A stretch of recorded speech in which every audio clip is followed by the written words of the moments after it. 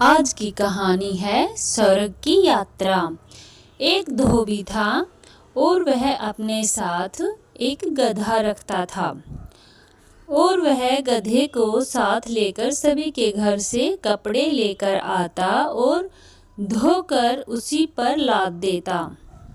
और वह गधा बहुत ही दुखी होता कि हे भगवान, यह तो मेरे ऊपर बहुत सारा वजन डाले रखता है, मैं इससे कैसे बचूं? हे भगवान, मेरी इससे रक्षा करो। वह हमेशा भगवान से पुकार करता रहता और धोबी उससे कहता, अरे जल्दी जल्दी चलो, खाने में तो बिल्कुल देरी नहीं करते, चलने में देरी क्यों कर रहे हो? और अपना काम जल्दी जल्दी करो। और वह अपने घर पर पहुंच जाता है और उसके लिए खाने को कुछ रख देता है और कहता है कि इसे जल्दी जल्दी खाओ, फिर कपड़े लेने भी तो जाना है। तो गधा कहता है, हे भगवान, मुझे इससे बचाओ, ये तो मुझे बहुत ही तंग करता है, यह तो मुझे मार ही डालेगा। तो वह हर रोज ऐसे ही पुकार करता रहता है। तो एक दिन श्री कृष्ण भगवान सोचते हैं कि यह गधा मुझे हर रोज बड़ी अच्छे से याद करता है और मैं इसकी भक्ति से प्रसन्न हूँ, तो मैं इसके पास चलता हूँ। तो श्री कृष्ण भगवान गधे के सामने प्रकट हो जाते हैं और कहते हैं, अरे गधे, मैं तुझसे प्रसन्न हूँ, बोलो तुम क्या चाहते हो?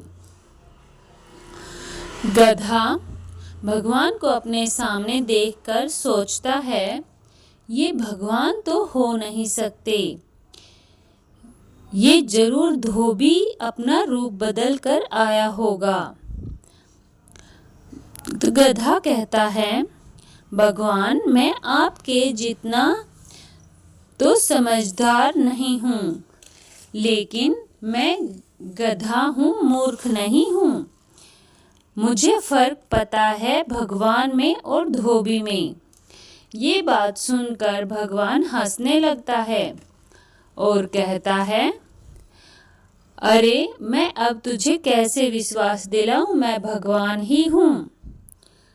तो ऐसी बात सुनकर गधा कहता है, अरे तुम भगवान हो तो बताओ कि सबके दो दो सींग हैं, मेरे क्यों नहीं हैं? तो भगवान कहता है, क्योंकि तुम्हारे सींग मेरे पास हैं, और उसे वे दोनों सींग दिखा देता है। तो गधा एकदम हैरान हो जाता है और कहता है, अच्छा, मेरे सींग आपके पास हैं तो आप भगवान ही हो। तो भगवान कहता है कि अब मांगो, तुम क्या मांगना चाहते हो? गधा कहता है कि क्या आप भी मुझे सभी की तरह गधा ही समझते हैं? तो भगवान कहते हैं, नहीं, तुम तो गधेराज हो। तो यह सुनकर गधा बहुत ही प्रसन्न हो जाता है और कहता है कि मैं अब इस पृथ्वी पर नहीं रहना चाहता हूँ, मुझे अपने साथ स्वर्ग ले चलिए। तो भगवान जी कहते हैं, तथास्तु, जैसी तुम्हारी इच्छा। और गधे को अपने साथ स्वर्ग में ले जाते हैं और उसे वहाँ छोड़ देते हैं और कहते हैं, यहाँ तुम खुशी खुशी रहो। गधा बहुत ही प्रसन्न होता है और इधर उधर घूमता है और हरी हरी घास खाता है। फिर वह ऐसे ही रहने लगता है। थोड़े दिन बीत जाते हैं तो फिर एक दिन भगवान गधे से मिलने के लिए आते हैं और गधे से पूछते हैं, गधेराज, तुम यहाँ पर खुश तो हो ना?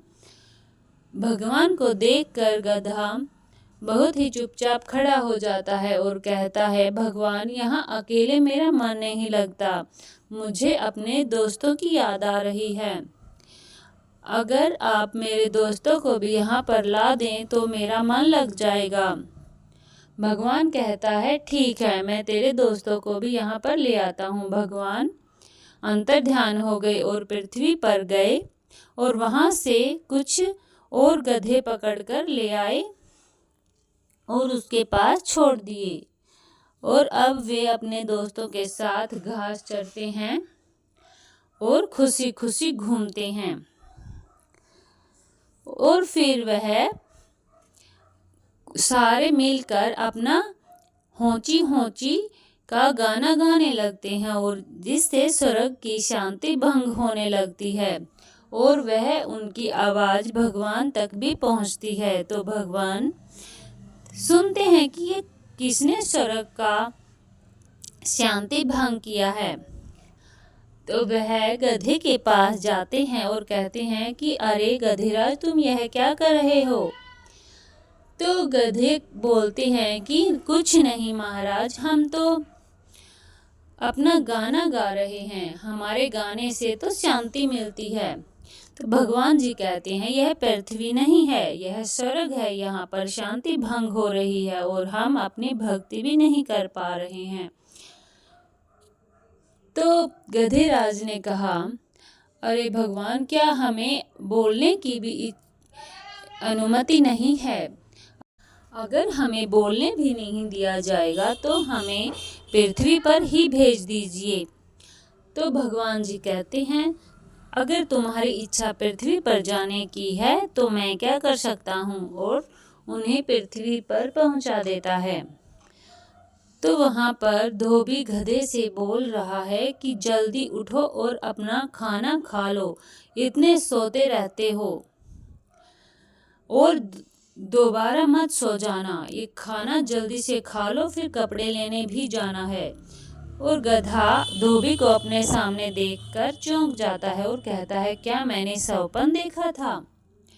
और कहता है कि हमारी पृथ्वी ही बड़ी खूबसूरत है, इसके जैसा कोई और जगह नहीं हो सकती। तो ऐसे गधा फिर अच्छे से अपना काम करने लगा और अपनी होंची होंची की आवाज़ से मन मोहने लगा। ऐसी अच्छी अच्छी कहानियों के लिए हमारे चैनल को सब्सक्राइब कर लें और हमारी वीडियो को लाइक, शेयर और कमेंट जरूर करें। धन्यवाद।